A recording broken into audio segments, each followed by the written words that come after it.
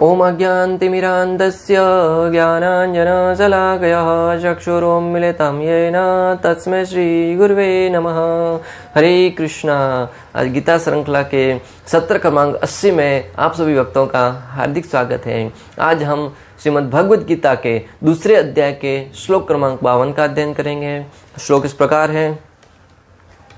यदा ते मोहकलिलं बुद्धिर्व्यतिरतिरिच्छति तदा गन्तासि निर्वेदं श्रोतवश्य च श्रुतश्च सः। अर्थात जब तुम्हारी बुद्धि मोह रूपी सघन वन को पार कर जाएगी तो तुम सुने हुए तथा सुनने योग्य सबके प्रति अन्वयस्क हो जाओगे। भगवान श्री कृष्ण अर्जुन से कह रहे हैं कि जब तुम्हारी बुद्धि है वो इस मोह रूपी सघन वन है। तो यहाँ पे भक्तों बहुत ही सीखने वाली बात है कि भगवान जो मोह है उसकी तुलना एक वन से कर रहे हैं। वन है वो कितना विशाल होता है।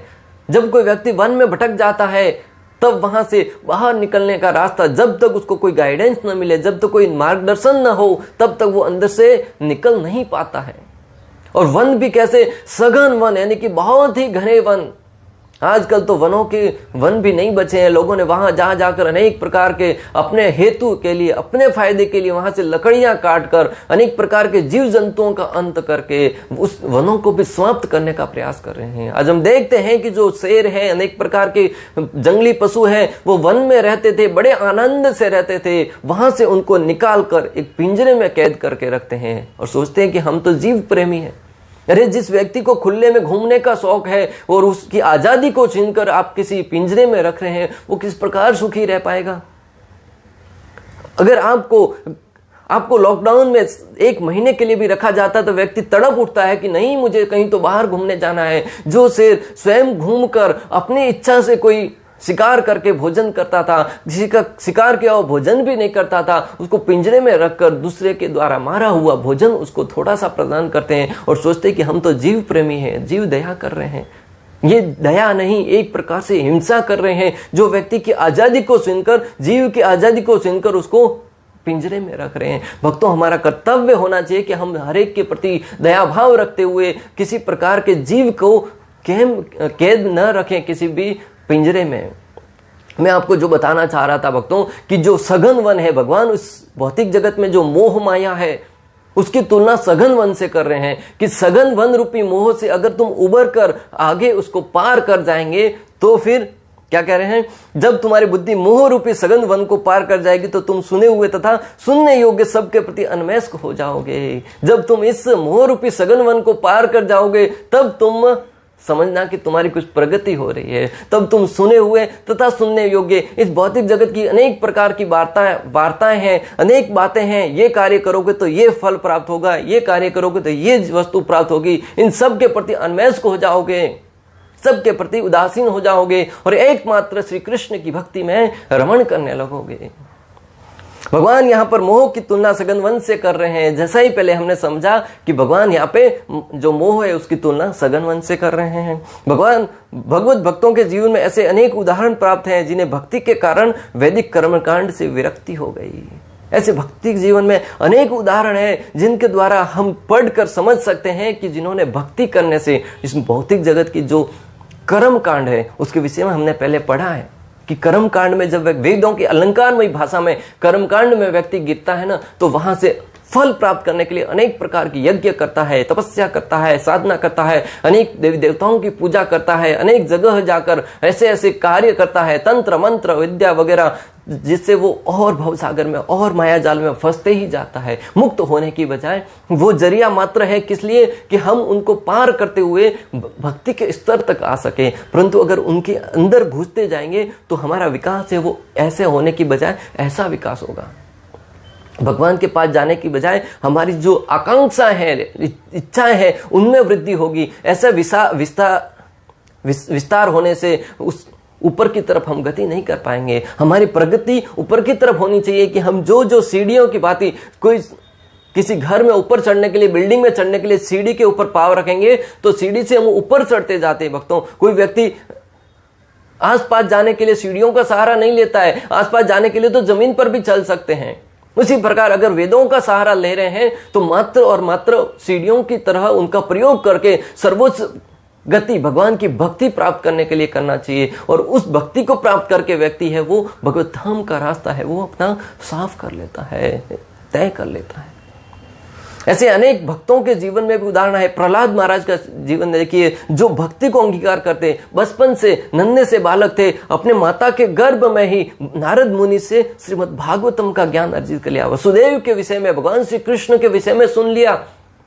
जब माता कयादु गर्भवती थी तब हिरण्यकशिपु की अनुपस्थिति में देवताओं ने सोचा कि हिरण्यकशिपु है वो इतना आतंकी है, इतना लोगों पर अत्याचार कर रहा है, अपने आप को भगवान बनाए बैठा है, आए दिन अनेक लोगों पर जुल्म कर रहा है। भक्तों, हिरण्यकशिपु इतना शक्तिशाली था कि वो साधारण मनुष्यों को तो छोड़ो, देवता भी उससे डरते थे, देवता है वो भी उससे परेशान रहते थे, देवताओं को भी, उनके स्वर्गलोक से भी उनको वहां से भगा दिया था। और तपस्या करने के लिए वो भगवान श्री विष्णु के से युद्ध करने के लिए तपस्या करने गया था, ताकि वहां से शक्ति प्राप्त करके भगवान को चुनौती दे सके। इतना शक्तिशाली था। तो देवताओं ने सोचा कि अगर ये इतना क्रूर है तो उसकी संतान है वो भी क्रूर ही होगी। अपनी मन और बुद्धि से समझ लिया। परंतु यहाँ पे एक बार और भगवान समझाना चाह रहे हैं कि आवश्यक नहीं है कि क्रूर पिता का पुत्र भी क्रूरी हो। अगर उनको सही संस्कार दिया जाए, नारद मुनि जैसा कोई संत मिले और उसको सही गाइडेंस प्रदान करे, तो उनका जीवन भी परिवर्तित हो जाएगा। माता कयादु को, गर्भवती माता को लेकर देवता है वो इंद्रदेव अपने हाथ से घसीटते हुए लेके जा रहा था। ऐसा दृश्य देखकर नारद मुनि अपनी करुणा को रोक नहीं पाए, हाय हाय कहते हुए कहने लगे, हे इंद्रदेव, ये तुम राक्षसी प्रवृत्ति के जैसा क्या कार्य कर रहे हो? क्या तुम्हें जरा भी लज्जा नहीं आती? एक गर्भवती स्त्री को घसीटते हुए लेके जा रहे हो। तब इंद्रदेव उनको अपना एक्सक्यूज बताने लगा कि ये अगर पैदा हो गया तो और हम पर अनेक प्रकार के संकट आ सकते हैं। तो नारद मुनि कहते हैं, ये तुमने कैसे जान लिया कि ये उनके पेट में पलने वाला बच्चा आतंकवादी ही होगा, राक्षसी प्रवृत्ति का ही होगा? तो इंद्रदेव कहने लगा कि हम देख रहे हैं कि उसका पिता इतना आतंकी है तो उसका पुत्र भी आतंकवादी होगा। तब नारद मुनि उसकी बातों को खंडन करते हुए कहते हैं कि ये काम सोचना आपका काम नहीं है, ये भगवान का काम है। तुम्हें ज्ञात नहीं है कि इनके घर पर भगवान का सबसे बड़ा भक्त प्रहलाद जन्म लेने वाला है, और अगर तुम ऐसा जघन्य अपराध करोगे तो भगवान को क्या मुख लेके जाओगे भगवान के समक्ष? तब नारद मुनि के कहने पर इंद्रदेव ने उनको छोड़ दिया। नारद मुनि ने कयादु को अपने संरक्षण में रखते हुए वहां पे उनको रोजाना भागवतम का पाठ सुनाते थे, भागवतम की कथाएं सुनाते थे। जब 9 महीने के उपरांत उनका जन्म हुआ तब प्रहलाद महाराज एक दिव्य बालक के रूप में प्रकट हुआ, और उसे जो जो बातें पहले अपने माता के गर्भ में सुनी थी वो सब बातों को उल्लेख करने लगे। जैसे जैसे बड़े होते गए अपने आचरण में उतारने लगे। भक्तों, बहुत ही सुंदर सिद्धांत स्थापित हो रहा है कि अगर आप अपने बच्चों को प्रहलाद महाराज जैसा बनाना चाहते हैं, शिवाजी महाराज जैसा बनाना चाहते हैं, भगवान श्री रामचंद्र के आदर्शों का इस बारे में जैसा बनाना चाहते हैं, तो चाहिए कि माता के गर्भ में जब बच्चा हो ना, तब से माता को शास्त्रों का पठन करना चाहिए। जीजाबाई ने बचपन से ही शिवाजी महाराज को श्रीमद् भागवतम है, भगवद गीता है, रामायण है, पुराणों है, महाभारत है, अनेक प्रकार के कहानियां सुनाई, अनेक प्रकार के उनको ग्रंथों को पढ़ाया। तब उनका चरित्र इतना शुद्ध हुआ कि आगे चलकर वो महान सम्राट हुए। और उनके चरित्र शुद्धता के बारे में भक्तों वर्णन आता है कि एक बार उन्होंने चढ़ाई करके दुश्मन के किले को फतह कर लिया। फतह करने के उपरांत पहले नियम था कि जो विपक्षी सेना है उसकी जो राजा है, उसकी पत्नी है, जो रानी है, उनको भी लेके आके उनके राजा को परोसते थे ताकि वो प्रसन्न हो जाए। तो सैनिकों ने, शिवाजी महाराज के सैनिकों ने वैसा ही किया। उनकी विरोधी थी, उनकी रानी को लेके आ गए। तब शिवाजी महाराज ने जो बात कही ना भक्तों, बहुत ही समझने वाली बात है। हमें समझना चाहिए कि हमारे आदर्श कौन होने चाहिए। शिवाजी महाराज ने उनको न सिर्फ सम्मान सहित उनको वापस पुनः भेज दिया, बल्कि अपने सैनिकों को आगे से हिदायत दी कि आगे से ऐसी गलती कभी मत करना। भक्तों, जब अपने बच्चों को ऐसे आदर्शों के विषय में सुनाएंगे, शिवाजी महाराज, महाराणा प्रताप, भगवान श्री कृष्ण, प्रभु श्री रामचंद्र, स्वामी विवेकानंद, ऐसे महान व्यक्तित्व के बारे में पढ़ाएंगे, तब बच्चा बड़ा होकर चरित्रवान होगा। अगर हम आज अपने बच्चों को बचपन से ही ऐसे नाच गाने वाले व्यक्तियों के बारे में सुनाते हैं, टीवी के सामने बिठा देते हैं, तो उनके चरित्र का निर्माण कैसा होगा आप कल्पना कीजिए भक्तों। यह आपके हाथ में है कि आप अपने बच्चे का चरित्र कैसा निर्माण करना चाहते हैं। क्या आप अपने बच्चों को शिवाजी महाराज जैसा बनाना चाहते हैं? क्या आप अपने बच्चों को महाराणा प्रताप जैसा बनाना चाहते हैं, स्वामी विवेकानंद जैसा बनाना चाहते हैं, भगवान श्री रामचंद्र जैसा बनाना चाहते हैं, भगवान श्री कृष्ण के बताए हुए भगवत गीता के आदर्शों पर चलाना सिखाते हैं, या फिर आज के जो नाच गान करने वाले व्यक्ति हैं, चरित्रहीनता के व्यक्ति हैं, जो जितने कम कपड़े पहनेंगे उतने अधिक उनको लाभ होगा, ऐसी मानसिकता सिखाना चाहते हैं भक्तों, तो आपको निश्चय करना है कि आप अपने बच्चों को ज्ञान क्या देना चाहते हैं। मैं आपको जो बताना चाह रहा था कि प्रहलाद महाराज बड़े बनकर बहुत बड़े महान भक्त हुए और उन्होंने भक्ति के प्रकाष्ठा को इस लेवल तक प्राप्त कर लिया कि वो अपने जो कर्म, साधारण कर्म थे, उनसे भी ऊपर उठ गए। मात्र एकमात्र श्री कृष्ण के स्मरण में हमेशा लिप्त रहते थे। स्मर्तव्यो सततम विष्णु विस्मर्तव्यो न जातुषीद। एकमात्र हमारा कर्तव्य होना चाहिए कि हमेशा श्री कृष्ण का, भगवान श्री विष्णु का स्मरण करते रहें और कभी श्री विष्णु को भूले नहीं, कभी उनका विस्मरण न हो। ये उनके जीवन का एकमात्र मकसद बन गया। इस भौतिक जगत में अनेक प्रकार के कर्म करने पड़ते हैं। प्रातःकाल उठ के पितरों को तर्पण करना, अनेक प्रकार के देवी देवताओं को तर्पण करना, ये पूजा करना, ये यज्ञ करना, ये कर्मकांड करना, ऐसे अनेक प्रकार के कार्य करने के उपरांत व्यक्ति है वो अपने धीरे धीरे ऋणों के से मुक्त होता है। परंतु प्रहलाद महाराज ने अपने जीवन में मात्र श्री कृष्ण को, भगवान श्री विष्णु को अपने जीवन का केंद्र बनाया और समस्त प्रकार के ऋणों से उऋण होकर समस्त लोगों को भी भक्ति का पाठ पढ़ाया। मैं यहाँ पे जो बताना चाहता हूं कि भक्ति के द्वारा किस प्रकार व्यक्ति इस जीवन के सारे समस्याओं को सुलझाते हुए समस्त प्रकार के जो उनका उत्तरदायित्व है उनसे मुक्त होकर मात्र और अपने भक्ति में अपने आप को लगा सकता है। जब व्यक्ति है वो श्री कृष्ण के साथ अपने संबंध को ठीक से जान लेता है, तब वो अपने सारे के सारे अपने सारे के सारे भौतिक जगत से रिलेटेड कार्य हैं, जैसे कर्म कांड है या अनेक प्रकार के देवी देवताओं की पूजा है, अनेक प्रकार के लोगों के प्रति हमारा जो उत्तरदायित्व है, उन सब के प्रति अन्मयस्क होकर मात्र श्री कृष्ण की शरण में ही पूर्ण रूप से समर्पित हो जाता है। भक्तों, जब चैतन्य महाप्रभु यहाँ इस धरा पर अवतरित हुए तो वो पूरा दिन अपने कार्य करने के उपरांत रात को श्रीवास आंगन में नृत्य करते थे। सब भक्त मिलकर एक कमरे में बंद होकर भक्ति के प्रकाष्ठा को इस लेवल तक प्राप्त करते थे कि पूर्ण रूप से हरिनाम संकीर्तन में डूबकर नृत्य करते थे और बड़ी बड़ी उछलांग लगाकर बड़े आनंद विभोर में आकर पूरी रात भर नृत्य करते थे।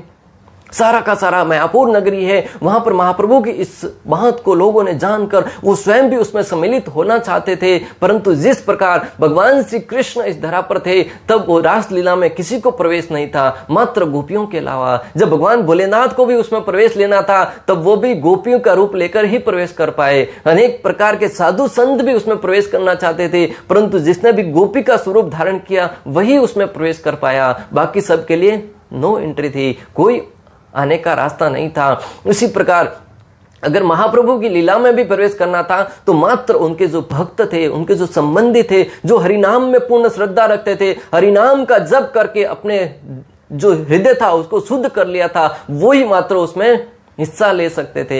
एक समय की बात, एक दिन एक ब्राह्मण था जो मात्र दूध पीकर अपना जीवन निर्वाहन करता था। अपने रिचुअल के प्रति जो आसक्तियां थी कि मैं मात्र दूध पीकर जीवन निर्वाहन कर रहा हूं, बड़ा आसक्त था। भोजन किसी प्रकार का नहीं करता था, मात्र भगवान का भजन करता और भोजन में मात्र दूध पीता। भक्तों, एक बार भक्तों से प्रार्थना करी, भक्त से कहा कि मुझे भी उस लीला में, महाप्रभु की लीला में आने दीजिए। तो भक्त हैं वो बड़े दयालु होते हैं, बड़े कृपालु होते हैं। सोचा कि आकर बैठा रहेगा, बोला कि तुम नृत्य में हिस्सा नहीं ले सकते, तुम मात्र देख सकते हो। तो वो ब्राह्मण था, बड़ा प्रसन्न हुआ, बोले कोई बात नहीं, मैं भक्ति में नृत्य में हिस्सा नहीं लेता, कम से कम देख तो पाऊंगा, महाप्रभु की लीलाओं का दर्शन तो कर पाऊंगा।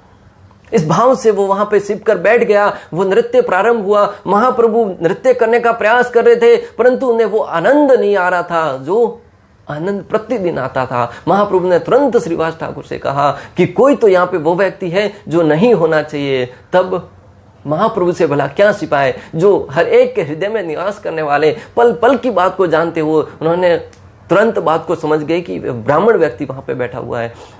कहा कि किसकी अनुमति से यहाँ पे लाया गया? तो भक्तों ने अनेक प्रकार से कहा कि ये मात्र दूध पीकर निर्वाहन करता है, इतना बड़ा भक्त है। तो महाप्रभु ने कहा कि दूध पीकर जीवन निर्वाह करना कोई योग्यता नहीं है। अब भोजन कीजिए, स्वादिष्ट भोजन कीजिए, लेकिन वो भोजन भगवान को अर्पण करके प्रसाद रूप में स्वीकार कीजिए। परंतु आपकी योग्यता एकमात्र ये होनी चाहिए कि आप भक्ति की प्रकाष्ठा को प्राप्त करें, अपने हृदय को हरिनाम के द्वारा शुद्ध कर लें। तो उस ब्राह्मण को जब बाहर निकाला, तब ब्राह्मण ने कंप्लेन नहीं करी कि मुझे बाहर निकाला, हृदय के अंदर से बड़ा आनंदित हुआ और अंदर ही अंदर रोने लगा कि भगवान की लीलाओं को तो देखने को मिला, परंतु साथ ही साथ थोड़ा निराश हुआ कि मैं इस आसक्ति में था कि मात्र दूध पीकर जीवन निर्वाहन कर रहा हूं। मैं आज से भक्ति करूंगा, महाप्रभु के प्रति प्रेम प्रकट करने का प्रयास करूंगा। जब महाप्रभु ने उस ब्राह्मण के हृदय की ऐसी भावनाओं को समझा, तब वो पुनः उस ब्राह्मण को अपने गले से लगा लिया। तो ब्राह्मण है वो परम भक्ति के परम स्तर पर प्राप्त करने का सौभाग्य प्राप्त हुआ उसको। भक्तों, मैं आपको जो यहाँ पे बताना चाह रहा हूँ कि भले कोई व्यक्ति ब्राह्मण हो, क्षत्रिय हो, वैश्य हो, शूद्र हो या सांडाल हो, किसी भी जाति का हो, लेकिन अगर कोई भक्ति के द्वारा हरिनाम का जप करके अगर को वो अपने आप को शुद्ध कर लेता है ना, तो महाप्रभु के प्रेम का पात्र बन जाता है। फिर वो इस जगत के अनेक प्रकार के रिचुअल में फंसने की बजाय मात्र और मात्र श्री कृष्ण का भजन करने में अपना जीवन निर्वाहन करता है। यदि कोई कृष्ण की सेवा करके ज्ञान को प्राप्त होता है, तो उसे शास्त्रों में वर्णित विभिन्न प्रकार की तपस्याएं तथा यज्ञ करने की आवश्यकता ही नहीं रह जाती।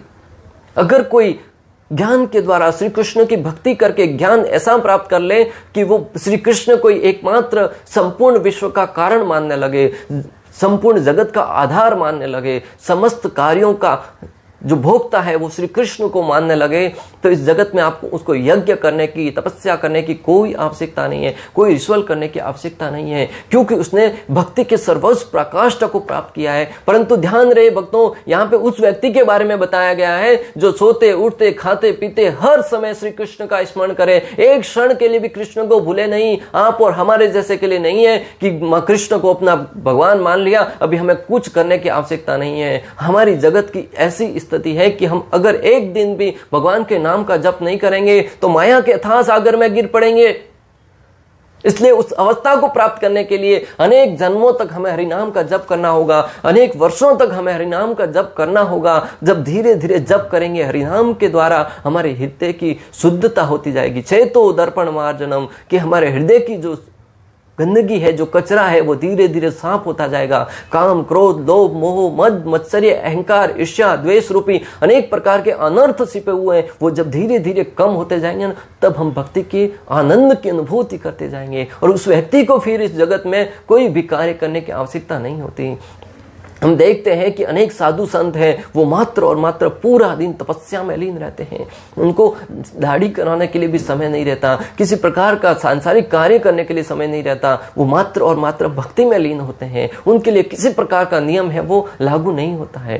अगर नियम लागू होता है तो एक साधक के लिए जो भक्ति में प्रारंभिक अवस्था में है, जिस प्रकार विद्यालय में जाते हैं तो जो नियम एक विद्यार्थी पर लागू होते हैं वो नियम टीचर पर नहीं लगते, वो नियम है वो अध्यापक पर लागू नहीं होते, क्योंकि वो उससे ऊपर वाले स्तर पर उपस्थित होते हैं। जो विद्यार्थी को उस स्कूल की यूनिफॉर्म पहननी होती है, परंतु टीचर होता है उसको पहनने की आवश्यकता नहीं होती है। उसी प्रकार जो भक्ति में बढ़ चढ़ कर आगे बढ़ गया है, उसे रिचुअल को करने की आवश्यकता नहीं रह जाती। माधवेंद्र पुरी कहते हैं, भगवान भक्त परंपरा में आने वाले महान भक्त हुए माधवेंद्र पुरी कहते हैं, हे मेरी त्रिकाल प्रार्थनाओं तुम्हारी जय हो। क्या कह रहे हैं? संध्या वंदन से भद्रमस्तु भवतो भव स्नानम तुभ्यम नमो भव देवा पितृस्व तर्पणावितो नाहं समः शम्यातमः यत्र कापि निःशब्द यादवकुलोत्तमस्य कंसद्विषः स्मारकमघं नरामि तदलं मन्य किम अन्य में। अर्थात कह रहे हैं कि हे मेरी त्रिकाल प्रार्थनाओं तुम्हारी जय हो।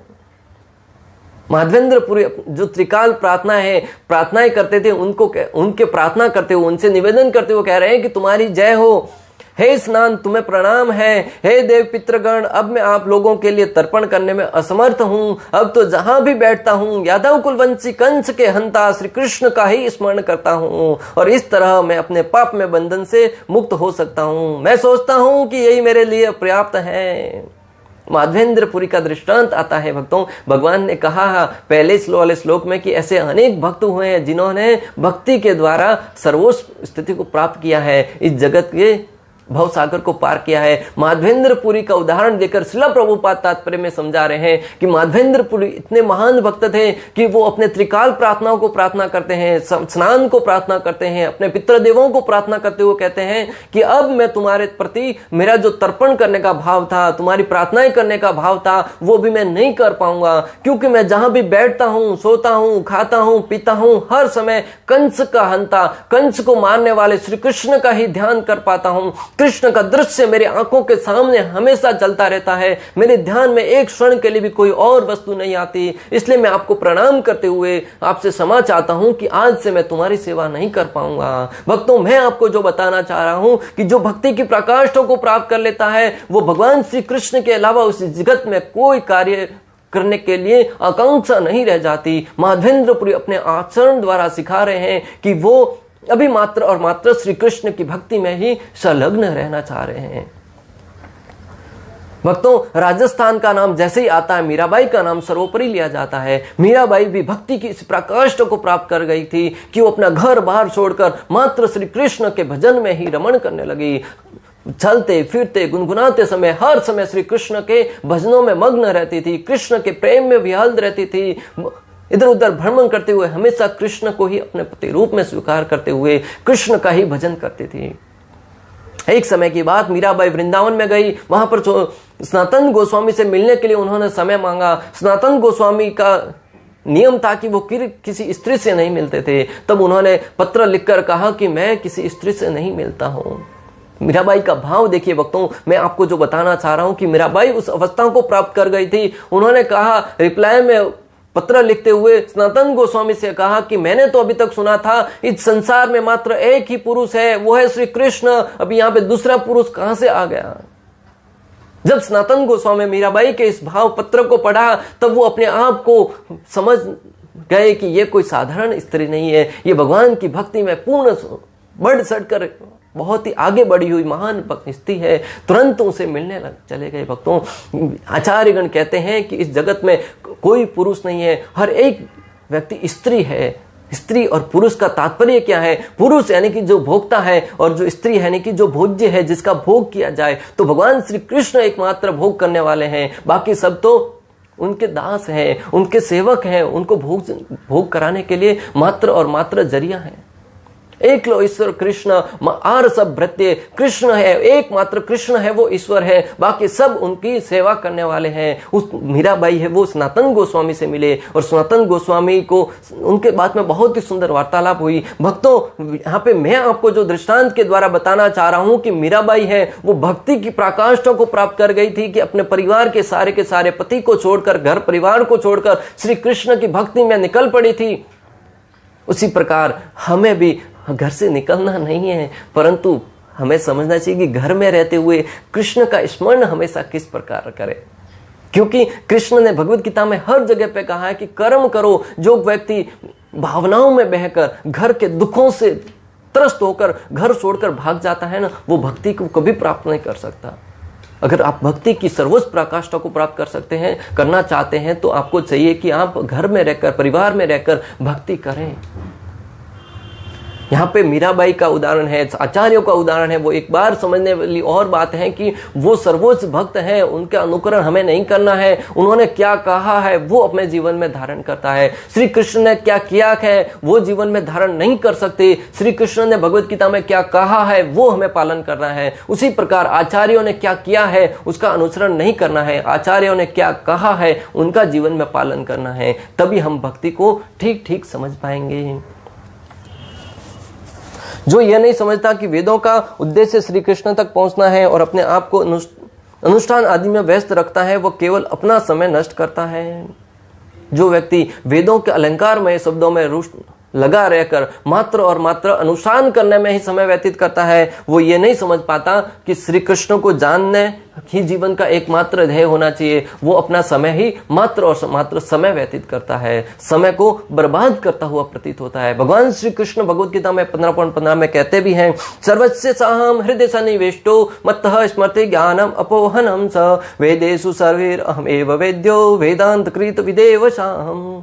अर्थात भगवान श्री कृष्ण कहते हैं कि वेदों को पढ़ने का एकमात्र उद्देश्य ये होना चाहिए कि मुझ कृष्ण के बारे में जान सको। भगवान लिखते भी हैं, मैं प्रत्येक जीव के हृदय में आसीन हूं और मुझे से ही स्मृति ज्ञान तथा विस्मृति होती है। मैं ही वेदों के द्वारा जानने योग्य हूं। निसंदेह मैं वेदांत का संकलन करता तथा समस्त वेदों को जानने वाला हूं। भगवान कहते हैं कि मैं ही व्यक्ति को स्मृति, बुद्धि, ज्ञान, हर एक वस्तु है, अज्ञान है, मैं ही प्रदान करता हूं और वेदों भी मैंने ही प्रदान किए। और वेदों का उद्देश्य भी एकमात्र ये होना चाहिए कि वेदों को पढ़कर मुझ कृष्ण के बारे में जान सके। अगर कोई व्यक्ति वेद पढ़ने के उपरांत भी मात्र और मात्र कर्मकांड में लगा रहेगा, मात्र और मात्र अनुष्ठान करने में लगा रहेगा, तो वो अपने समय का अपव्यय कर रहा है, समय का बर्बादी कर रहा है।